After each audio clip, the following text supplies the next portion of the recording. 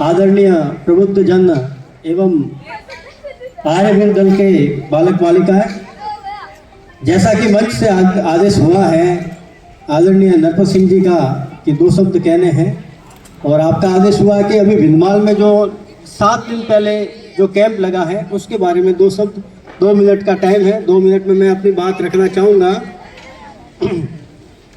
अभी 14 से लेकर 22 सितंबर को जो गत 7-8 दिन पहले की बात है, उस वक्त भिंदमाल में हमने एक कैंप लगाया जिसमें लगभग 1000 के करीब बच्चे हैं, बालक और बालिकाएं, उन्होंने भाग लिया और ये 8 दिवसीय कैंप था। 8 दिन तक लगातार चला। इसमें 400 से लेकर 500 बालिकाएं थी। ऐसा ही कैंप गत वर्ष हमने लगाया था जिसमें लगभग 500 बालक बालिकाएं थी। इस बार इनकी संख्या दुगुनी थी और उनमें से हमारा ये लक्ष्य था कि करीब 200 बालक बालिकाओं को हम सेलेक्ट करेंगे जो करीब होंगे, जो उनमें से अच्छे होंगे। उनका एक कमांडो ट्रेनिंग कैंप दिसंबर में होगा जो कि आवासीय होगा। उसमें 7 दिन का ये कैंप होगा। उसमें वही रहने का होगा, वही खाने का पीने का सब कुछ वही होगा। इसमें सिर्फ शारीरिक रूप से जो होते हैं सारी चीज़ें हैं वो बताई जाएगी, और उसके अलावा संध्या कैसे की जाती है, संध्या के मंत्र क्या होते हैं, यज्ञ कैसे किया जाता है, यज्ञ के मंत्र, आर्य समाज का क्या उद्देश्य है, महर्षि दयानंद जी की क्या शिक्षाएं हैं, ये सारी चीज़ हैं वो बच्चों को सिखाई जाएगी। और एक तरीके से यह आर्य बनाने का ये कैंप होगा। इसमें 200 करीब बच्चे होंगे जो कि सिलेक्ट होंगे। और ये हमने एक ऐसा निर्णय लिया कि हर साल ऐसा कैंप लगाएंगे, और आने वाले 2026 में जो कैंप लगाएंगे उसमें हमारा लक्ष्य 1500 से लेकर 2000 तक बालक बालिकाओं को लक्षित करने का रहेगा।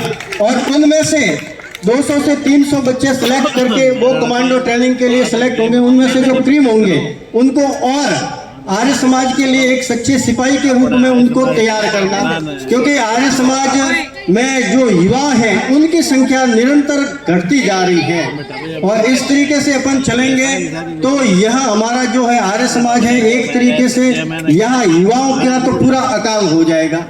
और मेरा तो आप सबसे भी ये निवेदन है कि जैसे कि हमने ये कैंप लगाया, उसमें जितने भी मंदिर ट्रस्ट थे उन सबको न्योता दिया, वहां के अध्यक्षों को बुलाया, और उसका प्लस पॉइंट ये रहा कि सारा जो खर्चा है वो मंदिरों से निकला। मंदिरों में खूब धन पड़ा है, हम मंदिरों से धन लेकर आर्य समाज का काम करें, ये होना चाहिए।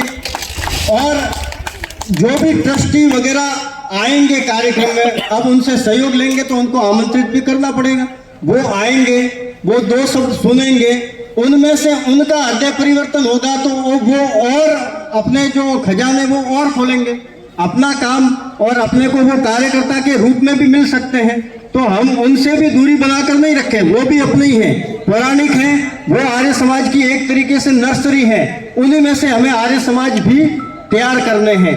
इस तरीके से उनको भी साथ लेते हुए उनका धन का भी सहयोग लें। हमारे भी संसाधन है वो सीमित है, हमारे जो आर्य समाज है उनसे हमें सहयोग लेना पड़ता है। वो भी देंगे तो कितना देंगे, आखिर ये तो रोज की प्रक्रिया है।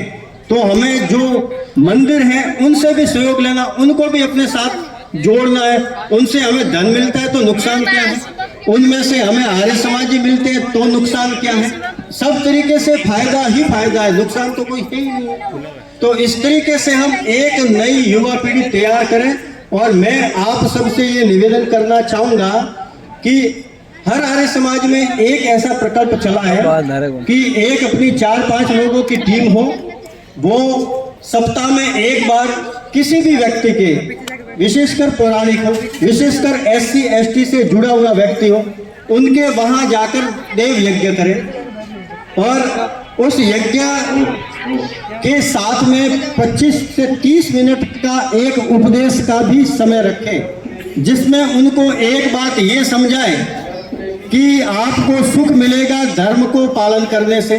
और धर्म क्या है, जो महर्षि दयानंद जी ने बताया वो धर्म है। वो इस तरीके से वो आर्य समाज के साथ में जुड़ जाएंगे। और जब एक यज्ञ किया उनको साथ जुड़े, दूसरी बार जाए वो आपके साथ होगा, तीसरी बार जाए आपके साथ 2 लोग होंगे, चौथी बार जाएंगे आपके साथ 3 लोग होंगे, और ऐसे 100 बार जाएंगे आपके साथ में 99 लोग जो जहाँ जहाँ आपने यज्ञ किया है वो आपके साथ होंगे और एक बड़ी टीम तैयार होगी। हमने तो ये प्रयोग भिंदमाल में किया है और आज भिंदमाल में प्रत्यक्ष अप्रत्यक्ष रूप से हजारों की संख्या में लोग हैं वो हमारे साथ में जुड़े हुए हैं। और जिसके साक्षी आदरणीय स्वामी जी चेतनानंद जी महाराज है, ओमानंद जी है, हमारे आदरणीय किशन जी, जय सिंह जी वगैरह सब उसके साक्षी है। समय की सीमा में इतना ही कहना चाहूँगा। धन्यवाद।